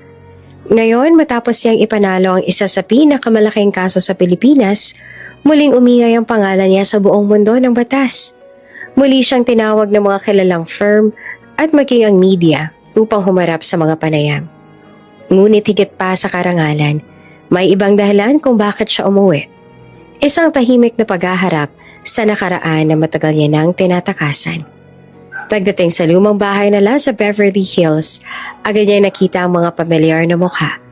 Ang dati niyang fiancé at ang babaeng minsan niyang tinuring na kapatid, si Mara Nicolay. Winnie, sarkasikong bati ni Mara na nakataas ang kilay. You're back. I thought you'd disappear forever. Tahimik lang si Winnie, hawak ang bag sa kanyang kamay, malamig ang titig. I came back because I have unfinished business, she said calmly. Ngumisi naman si Mara, halatang naiirita sa kumpiyansa ni Winnie. Well, you shouldn't have. You're not welcome here. You've caused enough trouble already. Lumapit ang fiancé niyang si Lucas na minsang nangako ng habang buhay sa kanya, ngunit ngayon nakatayo sa tabi ng kanyang kapatid. You shouldn't have come back, Winnie. Malamig na tong sabi. You've always been too proud. You left us like a coward. Bahagyang napatawa si Winnie, pilit pinipigil ang sakit. I left because I was betrayed, she replied. And I can see nothing has changed. Bigla namang umisi si Mara, ang mga mata ay puno ng panlilinlang. Well, since you're back, why don't we stop pretending? Then she turned to their mother and said coldly, Now, Mom, why don't you tell her the truth? That she's not really my sister. You adopted her. She's not a real Nicolay. Namilog ang mga mata ni Winnie, nanlamig ang paligid. What did you say? Tahimik ang mga magulang niya. Si Mrs. Nicolay ay halos hindi na makatingin, habang si Mr. Nicolay naman ay napayuko, mabigat ang paghinga. Winnie, mahinang sabi ng ina na luhaan. I'm sorry, but it's true. We adopted you when you were a little girl. We didn't tell you because we wanted to protect you. You've always been our daughter no matter what. Sandaling nanahimik si Winnie. Lahat ng sakit, pagkabigla, at pagtataka ay nagsanib sa kanyang dibdib. Ngunit imbes na galit ay kalmadong ngiti ang pumalik sa kanyang labi. That's so much better, she finally said, her voice trembling but firm. After all the betrayal that I got from this family, I'd rather not share your blood. But still, tumigil siya sandali. Tumingin sa kanila ng diretsyo. I'm thankful. You raised me. You gave me shelter. But the pain you caused me, Naputol ang boses niya. Ngunit sapat na iyon upang maramdaman ng lahat ang bigat ng kanyang saloobin. Tumalikod siya. Kinuha ang bag at diretsong lumabas ng bahay. Hindi na lumingon pa. Ang mga luha sa kanyang pisngi ay hindi luha ng kahinaan. Luha iyon ng paglaya. Sa labas ng mansyon, tumigil siya at huminga ng malalim. For the first time, bulong niya, I know who I really am. And I'm not a Nikolai. I'm Winnie, the woman who survived it all. Ngumiti siya ng marahan, sabay lakad palayo, dala ang bagong panimula. Malaya, matatag at handang harapin ang bagong kabanata ng kanyang buhay. Tahimik sa penthouse ni Winnie sa Amerika. Tahimik siya nakaupo, hawak ang isang lumang folder mula sa orphanage kung saan siya nanatili ng ilang linggo. Binuksan niya ito, binasa ang bawat linya, bawat pangalan, bawat detalye. So, I really came from the Philippines. Bulong niya sa sarili, habang binabalikan ang tala ng orphanage. This orphanage, they adopted me here in America, pero originally, I'm from the Philippines. So my real parents, they're still there. Binuksan niya ang isa pang lumang dokumento. Walang kahit na anong information tungkol sa magulang niya. Ni hindi niya nga alam kung kailan ang tamang birthday niya at wala rin siyang maalala na kahit ano. Siguro dahil napakabata niya pa noon. Unti-unti, nagsimulang bumuo ng kanyang isipan ang puzzle ng kanyang nakaraan. For years, I didn't know who I was. But now, every clue matters, sabi niya habang nagtatype sa laptop. Every name, every date, every place, I need to know the truth. Habang nagre-review siya ng lumang tala, napansin niya ang ilang pattern. Mga pangalan na paulit-ulit sa mga dokumento, mga lugar sa Pilipinas na konektado sa kanya. Ang pinakamahalaga ay ang clue na nagtapos sa isang pangalan na paulit-ulit lumalabas sa lahat ng mga reference. Si Mr. White. Could it be? Tanong niya sa sarili. Pinisel ang kanyang pisngi. Could he be my father? Hindi niya mapigilang maramdaman ang halo ng takot, kaba at kuryosidad. Ang lalaki na kanyang tinulungan sa Pilipinas at kanyang pinaglabanan sa korte. Maaaring ito rin palang dahilan ng kanyang sariling pagkatao. It all points to him. Bulong niya na halos hindi makapaniwala. All the pieces, they're leading to Mr. White. But how? And why was I given up? Tumigil siya sandali, huminga ng malalim, at tiningnan ang larawan niya ng bata sa folder. Whatever the truth is, I will find it. I need to know who I really am. And I think I finally have a lead. Tahimik na tumayo si Winnie, hawak ang lumang folder at laptop. Sa bawat hakbang patungo sa bintana, ramdam niya ang bigat at tiwanag ng bagong simula. Ang paghahanap sa kanyang nakaraan ay nagsimula pa lamang. At alam niya na ang katotohanan ay malapit na, kahit pa ito ay magdudulot ng gulat at emosyon na hindi pa niya nararanasan. Tahimik ang opisina ni Mr. White. Ang araw ay pumapasok sa malalaking bintana. Nagbabalot ng gintong liwanag sa bawat sulok. Nakaupo si Winnie sa harap ng mesa nito. Ang laptop at mga dokumento ay nakaayos sa gilid. Sa puso niya, ramdam niya ang halo ng kaba at panghihinala. Ang lahat ng clue ay nagtuturo kay Mr. White, ngunit kailangan niyang malaman ang katotohanan. Matapos niyang makita ang mga clue na maaaring may connection siya kay Mr. White, bumalik siya ng bansa para malinawan ito. Ayon sa kanyang pananaliksik, may anak nga si Mr. White, pero namatay daw ito nung bata pa. Takot, ganun pa man ay gusto niya rin malaman ang totoo. Gusto niya pa rin na malinawan. Sir, simula ni Winnie, bagyang nanginginig ang boses. I need to ask, did you ever have a child? A daughter? Tumigil si Mr. White sa ginagawa niya at napatingin kay Winnie, halatang nagulat sa tanong. Yes, I had a daughter. A child. I lost years ago. My daughter, her name was Zaina. She was my princess. Ngunit maaga siyang kinuha sa akin. Namatay siya kasama ang asawa ko sa isang aksidente. What if she didn't really die that day? Mahinang tanong ni Winnie, halos bulong, habang napatingin kay Mr. White. Tumigil si Mr. White at ang kanyang mga mata ay lumaki at tila unti-unting bumalik sa kanyang isipan na nakaraan. What? What did you say? Tanong niya na halos hindi makapaniwala.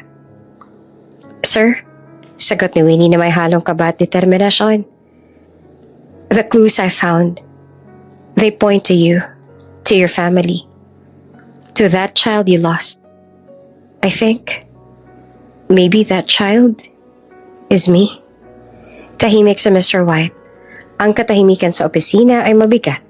Puno ng damdamin na matagal nang nakatago. Ang bawat segundo ay nagiging mahaba at puno ng emosyon. Winnie, bulong na to sa wakas na halos nanginginig ang boses. This cannot be. I thought I lost her forever. Tumayo si Winnie at bahagyang lumapit. Ang puso niya ay mabilis ang tibok. Sir, I need to know the truth. Not just for me, but for you too. I found clues and they all point to you. The fact that maybe I'm your daughter? Sa Mr. White ay huminga ng malalim. Ramdam ang bigat at sakit ng nakaraan. Ang mga mata niya ay lumiwanag sa parehong lungkot at pag-asa. My princess. Bulong niya na halos luhaan. Could it really be? Tahimik sila sandali, magkakatingin. Ang dalawang taong parehong sugatan ng nakaraan, parehong naghahanap ng katotohanan. Ang oras ay tila huminto sa kanilang paligid. Habang unti-unting bumabalik ang lahat ng alaala at damdamin na matagal nang naipon sa dibdib ni Mr. White. Ang pagtatagpo ng nakaraan at kasalukuyan, ng pagkawala at muling pag-asa ay nagsisimula pa lamang sa puntong iyon. At sa puso ni Winnie, ramdam niya na ang sagot na ito ay maaaring magbago ng lahat. Ang kanyang pagkakakilanlan at ang tunay na relasyon nila na Mr. White. Sir, simula ni Winnie, hawak ang mga dokumento. I needed to know the truth. I found records, and everything points to you. To the fact that I am your daughter. Kaya nga matapos noon, agad silang nagpasya na magpa-DNA test para malaman nila kung ano ang totoo. Hindi nila inasahan ang resulta. Positive. Ibig sabihin ay siya ang anak ni Mr. White na di totoong namatay ang anak nito ng araw na yon. Na ang sunog na bangkay ng bata na nakita sa loob ng sasakyan kasama sa asawa ni Mr. White ay hindi ang kanilang anak. Kundi nilagay roon para pagmukhain na si Zaina iyon. My daughter. Bulong na Mr. White na halos hindi naman makapaniwala. I thought I lost you forever, my Zaina. Tumayo si Winnie at dahan-dahang lumapit. Ang kanyang mga mata ay basa ng luha. Yes, sabi niya na nanginginig ang boses at halong tuwa at lungkot. I am Zaina, your daughter. I survived, and I'm here, at last. Hindi naman makapaniwala si Mr. White. Dahan-dahan niya hinawakan ang mga kamay ni Winnie. Ang mga palad niya ay nanginginig. You're really my daughter? Bulong niya, halatang napuno ng damdamin. All these years, I thought I failed you. Tumulo ang luha sa pisngi ni Winnie. I never blamed you, but I had to find out for myself. And now I know. I'm your daughter, and I've always needed to know you. Biglang napayakap si Mr. White si Winnie ng mahigpit. Sa unang pagkakataon sa mahabang panahon, ramdam nila ang init at katatagan ng isa't isa. Ama at anak na nagtagpong muli matapos ang pagkakalayo at pasakit. I've missed you, Zaina. Ani Mr. White na halos umiyak. I've missed you more than words can say. And I've missed you too, Dad. Sagot naman ni Winnie na lumuluha ngunit ngumiti. Ramdam ang kaginawaan sa muling pagkikita. Tahimik na nagtagpo ang kanilang mga mata. Damang-dama ang bigat ng nakaraan at ang liwanag ng bagong simula. Ang bawat taon ng pangungulila, panghihina at paghahanap ay nagbunga ng sandaling ito. Ang muling pagkakaroon ng pamilya, pagmamahal at tunay na pagkakakilanlan. I will never leave you again. Pangako ni Mr. White hawak ang balikat ni Winnie. You are my daughter, my Zena, always. Never. Sagot naman ni Winnie na bahagyang umiti habang ang luha ay patuloy na dumadaloy. I'm your daughter, and I'm finally home. Sa labas ng opisina, ang araw ay sumisiklab sa gintong liwanag. Sa loob, ramdamang mainit na yakap ng pamilya. Isang muling pagbabalik ng mga nawawalang taon at ang simula ng bagong kabanata para sa ama at anak. Isang buhay na puno ng pagmamahal, pagkakakilanlan at tunay na katarungan. Matapos lumabas ang katotohanan na sila nga ni Mr. White ay mag-ama, pinili naman ni Winnie na magsaliksik para malaman kung anong nangyari sa kanyang ina noong araw na naaksidente at kung sino ang bangkay ng batang babae na nakita sa loob ng sasakyan. Nakaupo siya ngayon sa kanyang mesa. Nakatutok sa laptop, nakapaligid ang lumang dokumento, letrato at mga tala na kanyang nakalap mula sa mga taong malapit sa kanyang ina at sariling ama. Why did this happen? Bulong niya sa sarili. Hawak ang larawan ng kanyang ina. What really happened that night? Simula ng gabing yon, ramdam ni Winnie na may lihim na nakatago. Isang planong nagbunsod sa lahat ng trahedya sa kanyang pamilya. Determinado siyang malaman ang buong katotohanan. Kanya-kanyang tinawag ang mga taong maaaring may alam. Mga dating kasamahan ng pamilya, mga taong malapit noon, at kahit sino mang maaaring magbigay ng impormasyon. Unti-unti, lumalabas ang larawan ng nakaraan. Isang plano na maingat at maayos ang pagkakagawa. And it all points to him. Bulong ni Winnie. Pinipilit na kalmahin ang sarili. Mr. Salcedo. He's the one behind all of this. The betrayal, the manipulation. Everything. Binasa niyang muli ang mga lumang tala, emails at testimonya ng mga witness. At sa bawat pahina, ramdam niya ang kumpirmasyon.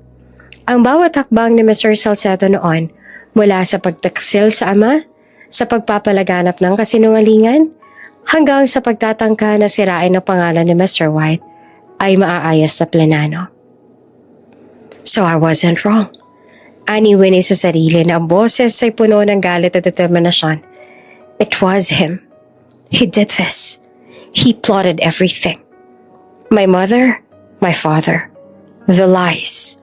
All of it. He wanted to destroy them. And by extension, destroy me too. Ang mga detalye na kanyang nakalap ay malinaw at walang paligoy-ligoy. Hindi lang basta hinala ang meron siya. May ebidensya na nagpapatunay sa lahat. Ang trahedya ng nakaraan, ang pagkawala ng kanyang ina, at ang lahat ng sakit ng pamilya. Lahat ay maingat na inorganisa ni Mr. Salcedo upang makamit ang kaniyang sariling kapangyarihan. I will make sure he pays, bulong niya, puno ng determinasyon. No more lies. No more betrayal. Justice isn't just for my father anymore. It's for my mother. And for everything he tried to destroy. Tahimik na huminga si Winnie, ngunit ramdam ang apoy sa kanyang dibdib. Ang kanyang nakaraan ay unti-unti nagiging malinaw at ang kanyang misyon ay higit na lumakas. Ang lahat ng nangyari ay may dahilan at ngayon, alam niya na ang taong dapat panagutin. Si Mr. Salcedo, ang lalaki na nagplano ng lahat ng sakit at trahedya sa buhay ng kanyang pamilya. At matapos nga lumabas ang katotohanan na si Mr. Salcedo ang nasa likod nito, lalo pang lumaki ang kaso na kahaharapin ni Mr. Salcedo. Di lamang pagnanakaw, naroon din ang murder. At ayon sa investigasyon, ang bangkay ng batang babae na kasama ng asawa ni Mr. White sa sasakyan noong aksidente ay bangkay na binili rin ni Mr. Salcedo. At kaya lumabas sa DNA noon ang batang iyon ay si Zena dahil pineke rin ang DNA result. Pero ngayon lumabas na ang totoo at pagbabayaran na ni Mr. Salcedo ang lahat habang buhay itong makukulong. At batid ni Winnie na masaya rin ang kanyang ina dahil lumabas na ang totoo at ngayon ay magkasama na sila ng kanyang ama. Samantala, sa kabilang panig, ang kapatid naman ni Winnie na si Mara at ang ex-fiancé niyang si Lucas ay nabigla sa bagong katotohanan na kanilang nalaman. Hindi lamang nila nalaman na si Winnie ay anak ni Mr. White, kundi pati na rin na siya na ngayon ay mas malaking kayamanan at kapangyarihan bilang tagapagmana ng lahat. Ang kanilang mga mukha ay punong-puno ng pagkabigla, galit at selos. I can't believe this. She is his daughter? And all this time we treated her like nothing? At gustuhin man nilang pabagsakin si Winnie, wala na silang magawa. Dahil higit sa mayaman na ito sa kanila ngayon, ang tangi na lamang nilang magagawa ngayon ay tingalain si Winnie. At kalaunan ay pagsisihan ang kanilang ginawa, dahil si Winnie ay wala nang makaalam sa kanilang lahat. Ipinagpatuloy ni Winnie ang kanyang trabaho bilang isang abogado, pero darating ang araw na siya nang magmamana ng kumpanya ng kanyang ama, ngunit sa ngayon ay hinahayaan ni Mr. White ang anak na gawin ang gusto nito dahil kaya pa naman ni Mr. White na pamahalaan ng kumpanya. Ang tapat na si Clara ay naitaas na sa isang mataas na posisyon, lalo pang tumibay ang pagkakaibigan nila ni Winnie.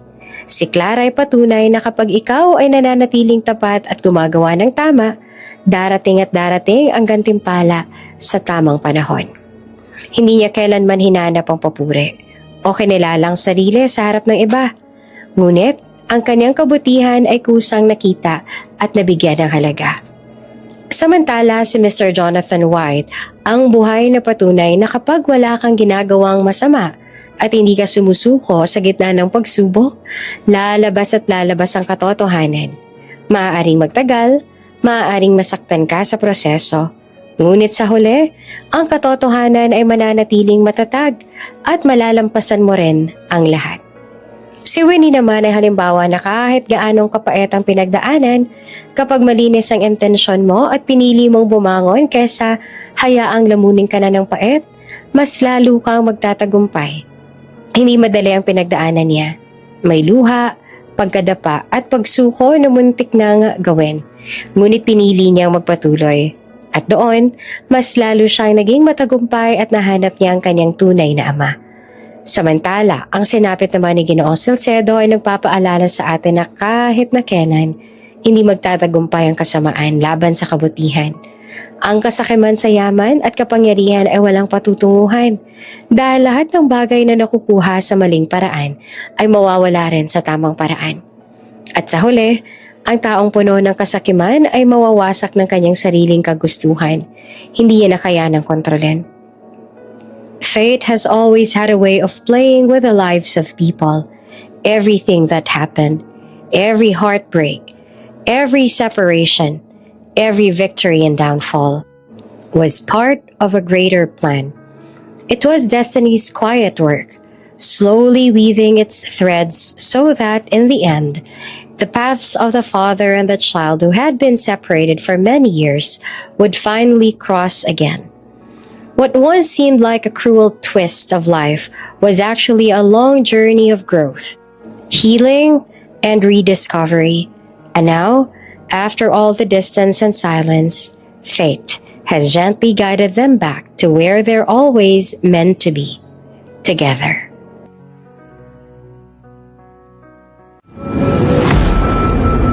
Kung bago ka pa lang sa channel na ito, Ate Jane TV, huwag kalimutang pindutin ang notification bell and subscribe button.